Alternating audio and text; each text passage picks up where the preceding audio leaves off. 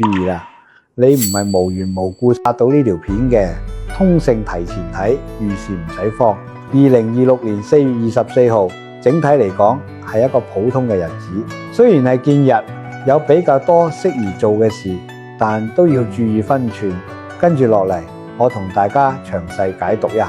首先，通勝上面寫住宜祭祀，入學會有出行。見日象指太陽出生，呢一日拜神祭祖，將你嘅心願建立起嚟，效果係非常好。入學就係開學、拜師之類嘅。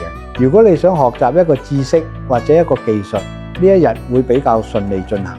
會友就係約朋友食飯傾生意啦，但注意唔好飲酒過量啦。出行就係出遠門、旅遊、出差啦。見日出門一路順風，不過要避開空時啊，盡量選擇上9點到11點呢個吉時出發。咁有咩唔可以做呢？呢一日忌安葬、開倉。安葬就係白事之類啦。點解呢一日唔適宜安葬呢？因為見日係啱啱開始建立嘅日子，就好似起屋啱啱打地基唔穩定，而安葬需要穩定嘅日子，所以兩者唔夾。如果需要辦白事，建議改日再做。開倉就係打開倉庫，攞存款都係開倉，意思係呢一日唔好向外攞錢，唔好提取大額存款。見日係開始建立嘅日子，適宜收唔適宜散，所以大家要管住自己啦。子時、午時、未時、戌時呢4個時段諸事不宜，重要嘅事盡量避開。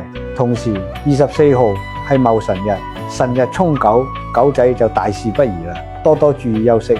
最後見日令人有幹勁，想做事，但戊辰日土氣好重，大家要注意脾胃。建議食少啲生冷油膩，可以着黃色、啡色、咖啡色嘅衫。心情上人會容易諗得太多，轉牛角尖。建議多啲出街走動，唔好一個人屈喺屋企。以上係基於通勝嘅傳統習俗解讀，並非宣傳封建迷信。我係蔡以雅，每日為大家解釋通勝，祝大家開創新局，穩步前行。